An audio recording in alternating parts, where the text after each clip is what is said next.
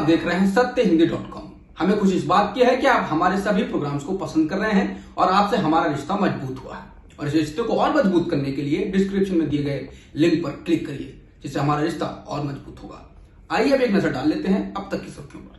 चीन ने सोमवार को कहा कि वह आपसी सियासी भरोसा बढ़ाने, अपने मतभेदों को ठीक तरीके से सुलझाने और द्विपक्षीय संबंधों की रक्षा के लिए भारत के साथ मिलकर काम करने को तैयार है। चीनी विदेश मंत्रालय के प्रवक्ता झाओ लिजियान ने नियमित संवाददाता सम्मेलन में ये टिप्पणी की।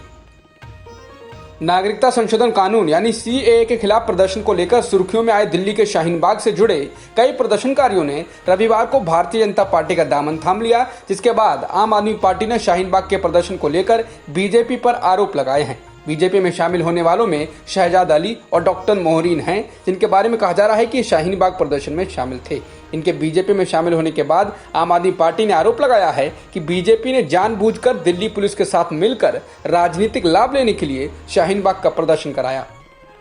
फिल्म अभिनेता आमिर खान तुर्की के राष्ट्रपति रेसिप तैयब अर्दोगान की पत्नी एमीन अर्दोगान से मुलाकात की वजह से लोगों के निशाने पर आ गए हैं।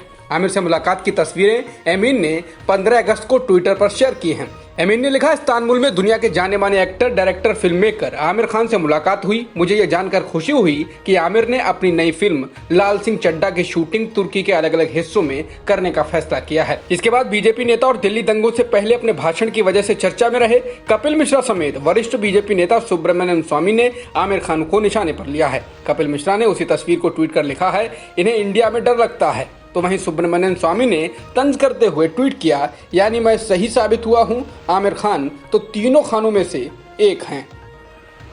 शास्त्रीय संगीत के प्रसिद्ध गायक पंडित जसराज का निधन हो गया है। मेवाती घराने के पंडित जसराज 90 साल के थे। उन्होंने अमेरिका के न्यू जर्सी में अंतिम सांस ली है। पंडित जसराज के निधन से संगीत जगत शोक में डूब गया है।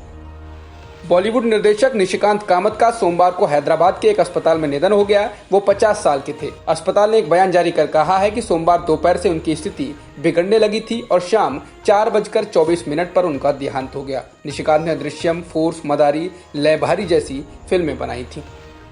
भारत और नेपाल के शीर्ष राजनयिकों ने सोमवार को डिजिटल बैठक कर भारत की मदद से नेपाल में चल रही विकास संबंधी विभिन्न परियोजनाओं की प्रगति की समीक्षा की। नेपाल के प्रधानमंत्री केपी शर्मा ओली ने अपने भारतीय समकक्ष नरेंद्र मोदी को भारत के 74वें गणतंत्र दिवस की बधाई दी थी, जिसके बाद ये बैठक हुई है।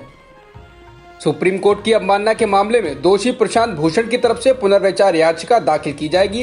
प्रशांत भूषण की तरफ से उनके वकील राजीव धवन ने कहा कि 14 अगस्त को सुप्रीम कोर्ट ने प्रशांत भूषण को ट्वीट मामले में अवमानना का दोषी करार दिया है। इस मामले में रिव्यू पिटीशन दाखिल करेंगे। बता दें, इस मामले में 20 अगस्त को सजा पर बहस होगी। हाल ही में पार्टी से सस्पेंड किए गए कांग्रेस पार्टी के पूर्व प्रवक्ता संजय झा ने ट्वीट कर दावा किया है कि करीब 100 कांग्रेसी नेताओं ने कांग्रेस अध्यक्ष सोनिया गांधी को पत्र लिखकर पार्टी नेतृत्व में बदलाव और पारदर्शी चुनाव की मांग की है। हालांकि कांग्रेस ने इस दावे का खंडन किया है। पार्टी के मुख्य प्रवक्ता रणदीप सुरजेवाला ने इसको बीजेपी की फेसबुक जैसे मुद्दे से ध्यान भटकाने की एक चाल बताया है। अमेरिकी अखबार में छपी खबर में फेसबुक पर भारत में बीजेपी के नेताओं के हेट स्पीच को नजरअंदाज करने के आरोप लगने के बाद फेसबुक ने सफाई पेश की है। फेसबुक ने अपने स्पष्टीकरण में कहा है कि कंपनी अपनी पॉलिसी बिना किसी पार्टी या राजनीति देखे लागू करती है। कंपनी की एक प्रवक्ता की ओर से कहा गया, हम हेट स्पीच और हिंसा भड़काने वाले कंटेंट पर रोक लगाते हैं और हम अपनी नीतियां बिना किसी की पार्टी या फिर राजनीतिक संबंध या पोजीशन देखे लागू करते हैं।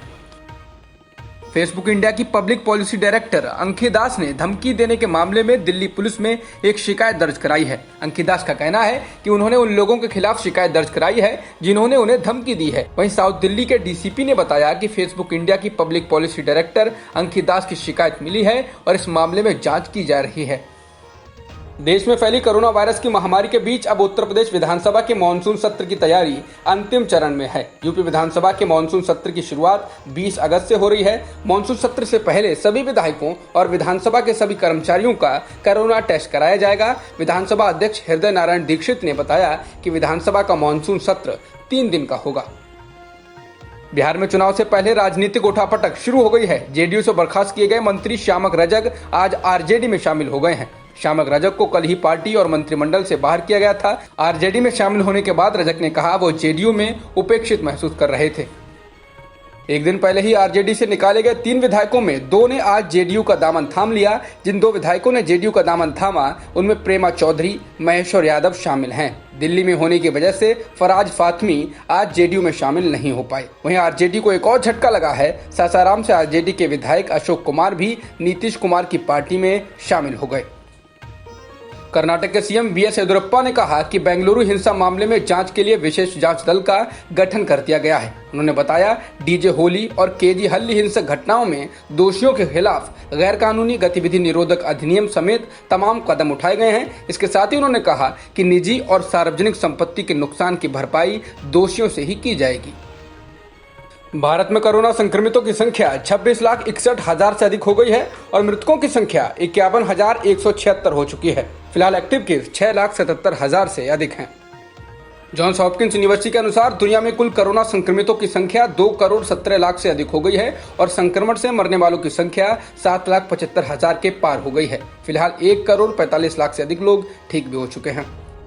जॉन्स हॉपकिंस यूनिवर्सिटी के अनुसार अमेरिका में संक्रमितों की संख्या 54,04,000 से अधिक हो गई है और मृतकों की संख्या 1,07,000 से अधिक हो चुकी है। इसके अलावा ब्राजील में भी संक्रमितों का आंकड़ा 33,40,000 से अधिक हो गया है और मरने वालों की संख्या भी 1,07,000 से ज्यादा हो चुकी है। अब तक की खबरों में इतना ही। बाकी खबरों के लिए बने रहिए सत्यमेव.com के साथ।